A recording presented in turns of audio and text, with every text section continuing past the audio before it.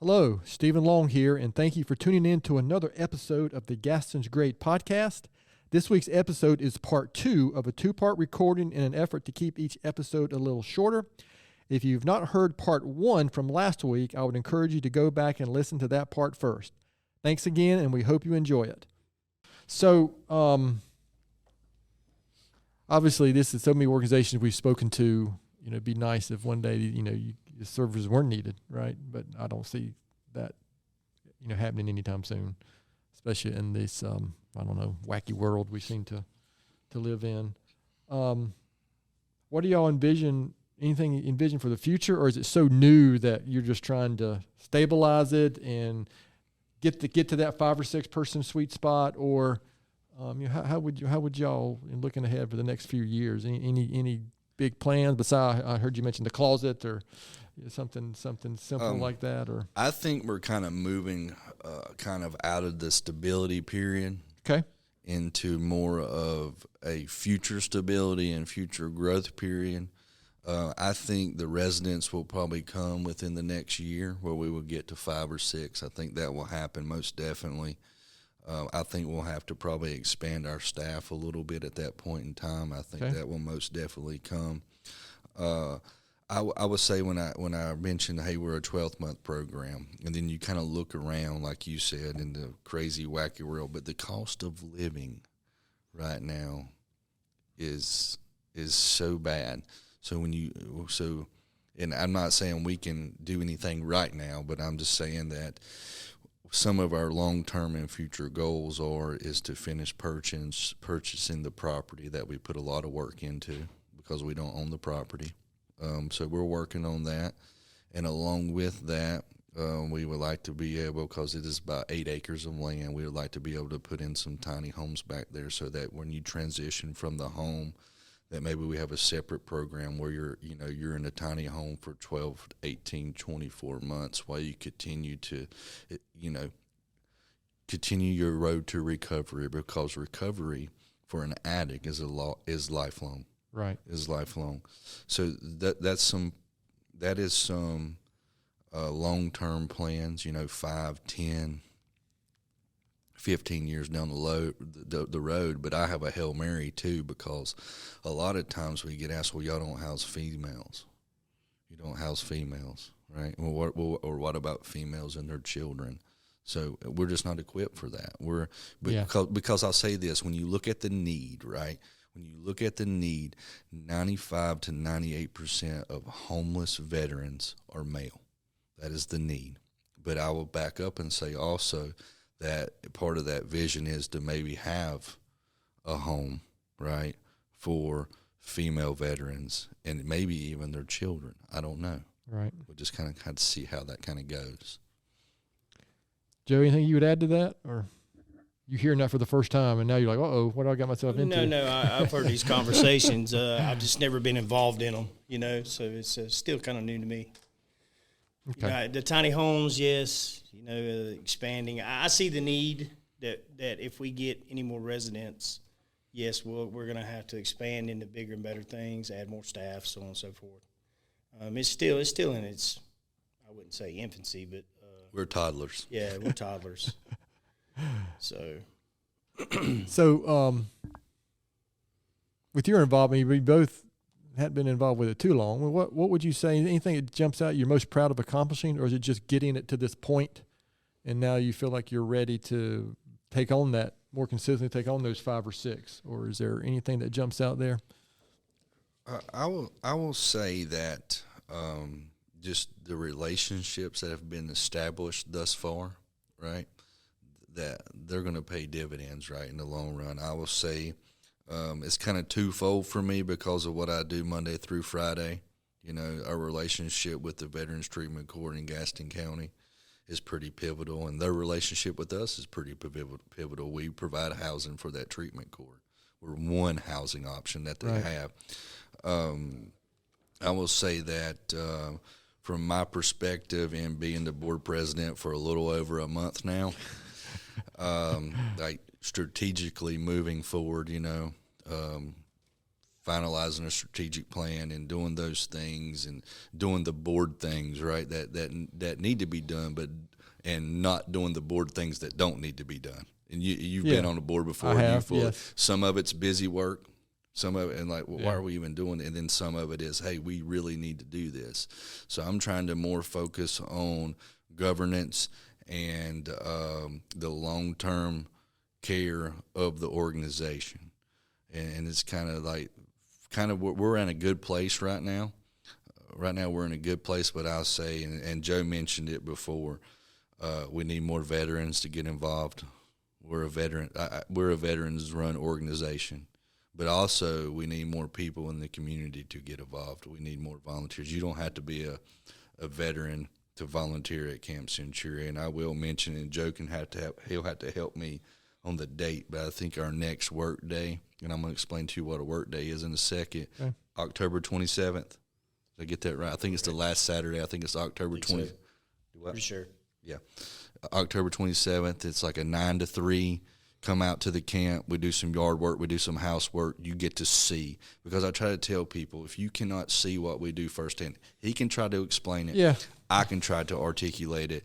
And if you see with your own eyes what we're doing and what we have done, it sells itself. Makes right? a bigger impact. It sure. is so 9 to 3. We normally will cook breakfast in the home that morning, or we'll pick up breakfast for everybody. But it's an open invitation.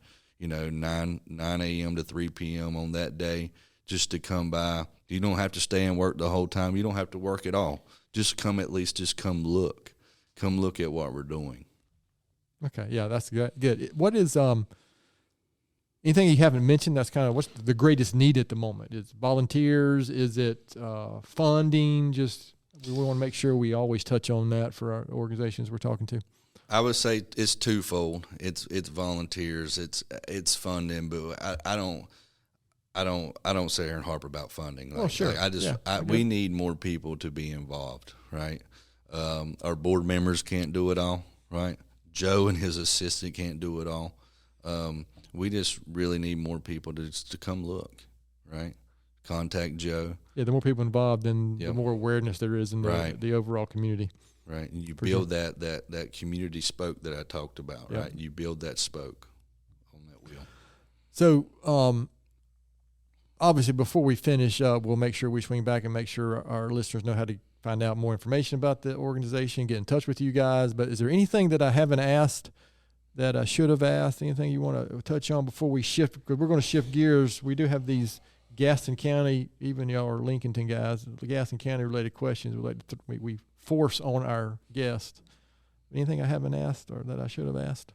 I've talked enough, Joe. It's your time. It's because you have all the answers. Well, yes, y'all done a good. You both done a good job covering the information. I mean, nothing comes to my mind. I'd like to reiterate the volunteer part. Okay. My assistant, Rick, and I'm going to use his name. He started out as a volunteer. Okay. And we couldn't get rid of him, so we decided to give him a job. We tried to get rid of him. Yeah, we gave him a job. Well, you know what? I'm just joking. He's not a veteran.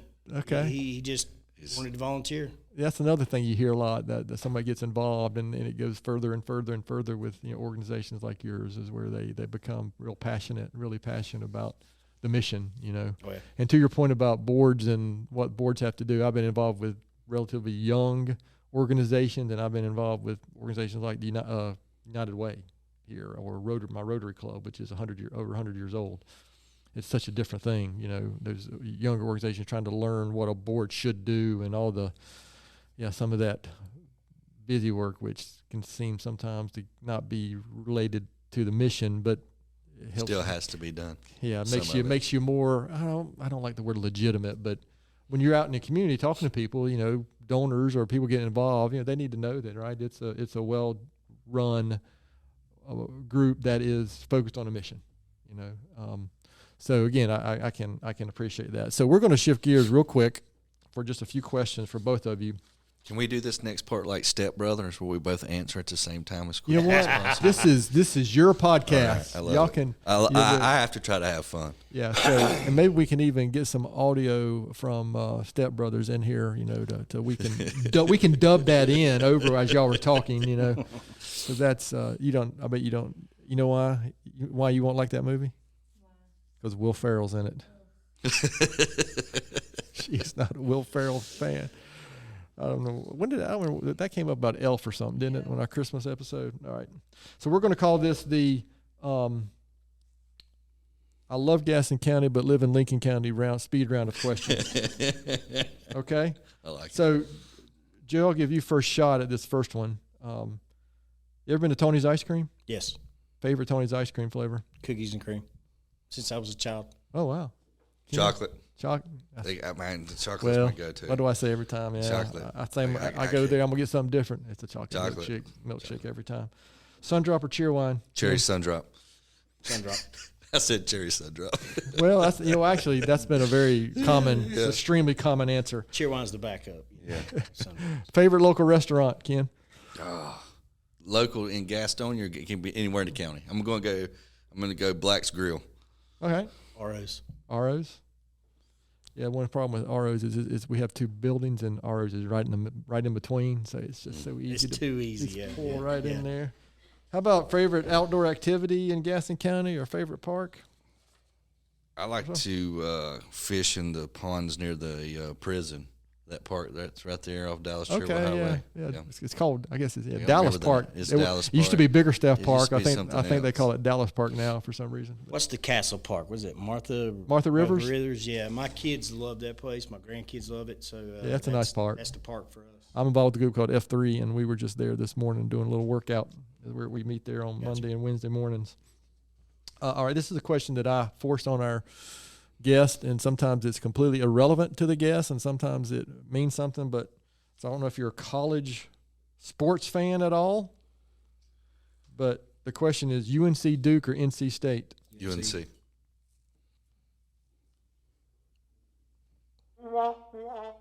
Thank you. That's why I try to make sure this is facing the right direction. It's okay. I was told there were no wrong answers here. Yeah, exactly. That one, there's only one correct answer. So, Joe, well, listen, my wife attended Chapel Hill, so we have a mixed marriage. What is something very few people know about you? I'm actually a nice guy. Oh man, he stole mine. Is that accurate? I would agree. Ken, how would you? Yeah, I'll tell you. Like we always, veterans, we always have this hard exterior. Man, we're like so soft underneath that shell. Yeah, I'm a nice guy. In my spare time, so you are both. You're going to have the same answer? Or no. I'm gonna caveat. In my spare time, I really like doing nothing, but I just don't have much spare time. Yeah, I didn't become soft till I became a grandfather, so.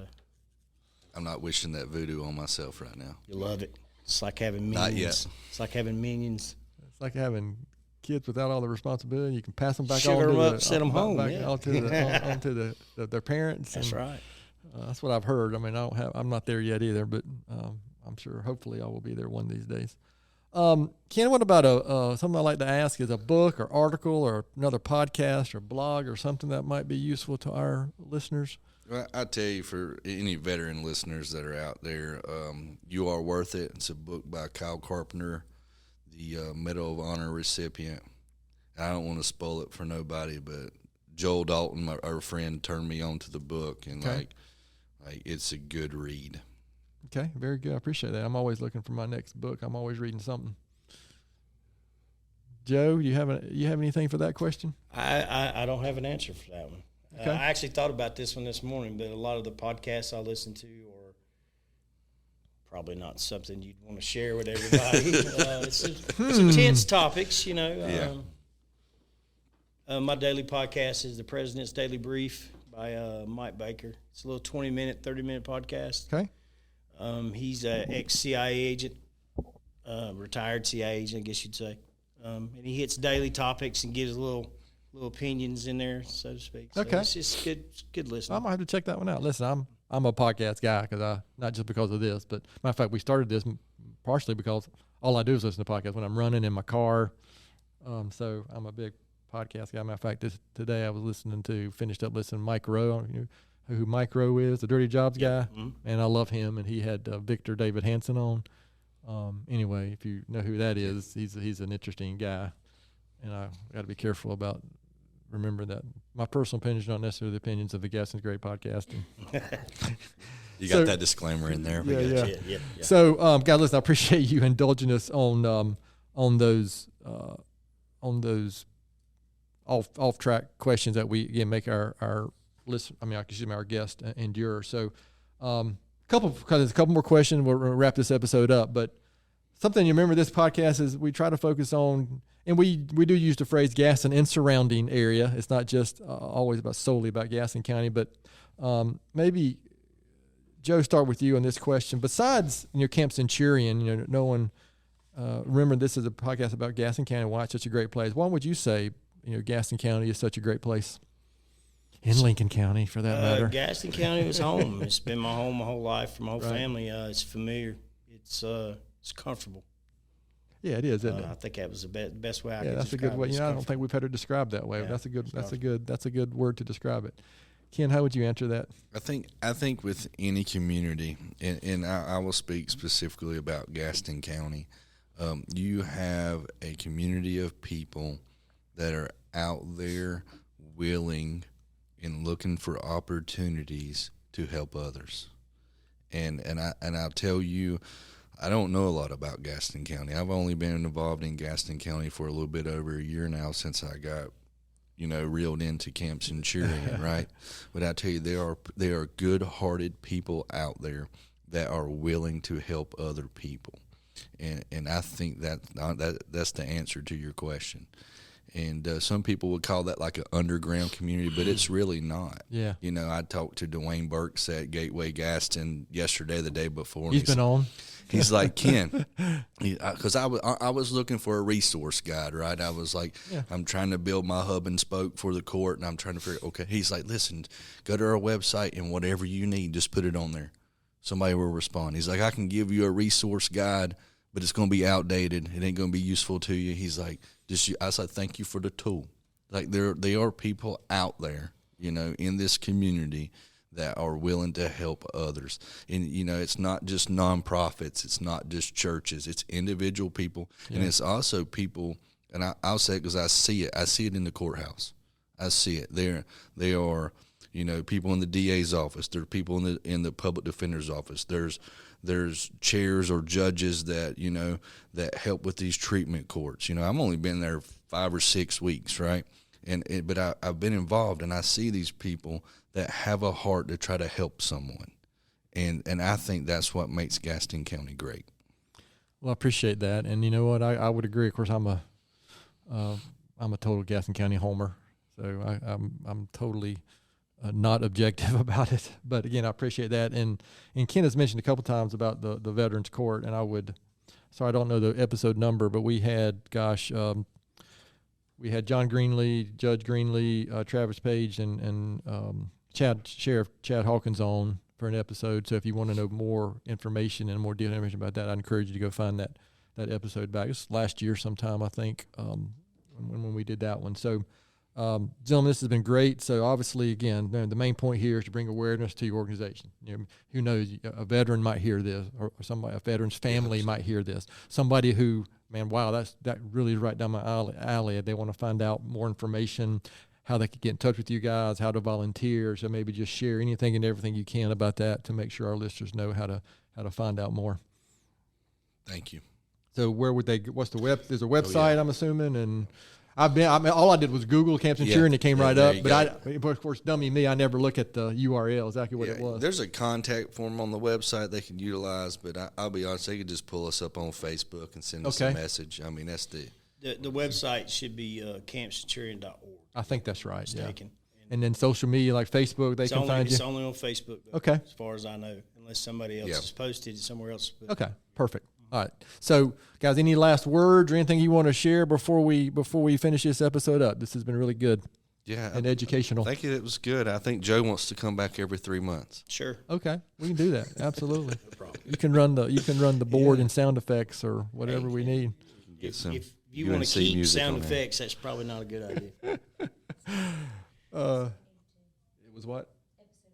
Episode 82. Gosh, it was longer, a little longer than I thought. But yeah, episode 82 was the episode about the Veterans Court. And we also had, you mentioned Dwayne Brooks, Gateway. We had him on talking about that and about some work he's doing at First Baptist Church and the Hunter Huss basketball team, which is just really interesting stuff. So to your point about so many good people around here, I mean, if somebody wants to, one thing that we didn't think about when we started this was if somebody wants to learn something about a local organization. We've got almost 3.5 years now of information on this podcast where you can go learn more detailed information. We've had a couple organizations back on a second time because so many things have changed, or some of those first 10 or 15 episodes we had back in early 2021, we've had some of those organizations back on. But anyway, that was not our intent earlier, but then we realized, wow, we can send people to the podcast to see some of the great organizations, and makes you reminds you that in general, people are good.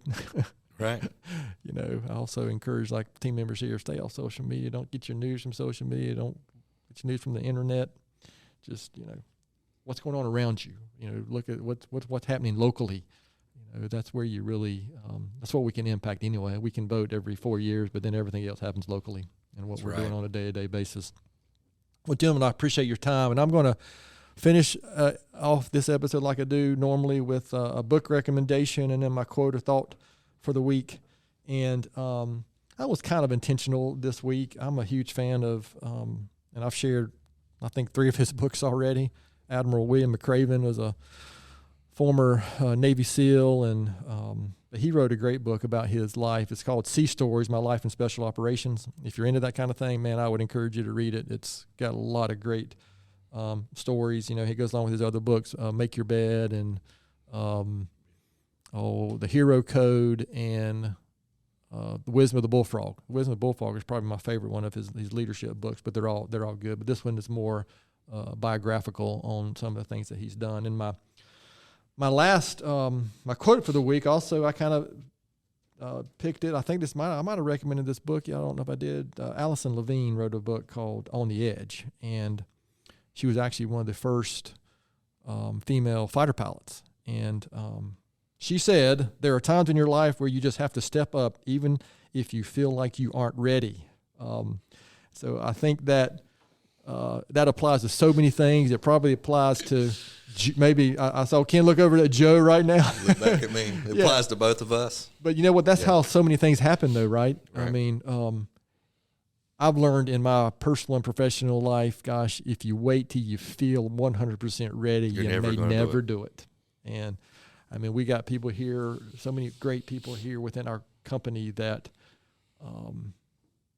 they didn't feel they were ready probably, but we were able to coax them along, and guess what? They're thriving and doing great things. I mean, but so many times we think so little of ourselves, I think, sometimes what we can accomplish. And anyway, so I just love that quote. And matter of fact, I'll probably use it some other times too. But again, I would encourage you to go check her out, and also Admiral McRaven if you really want some good leadership. Inspiration, maybe, is the best way to put that. Sorry, my engineer mind couldn't come up with the word there, Naomi. So to our listeners out there, thanks so much for taking time to listen to today's episode.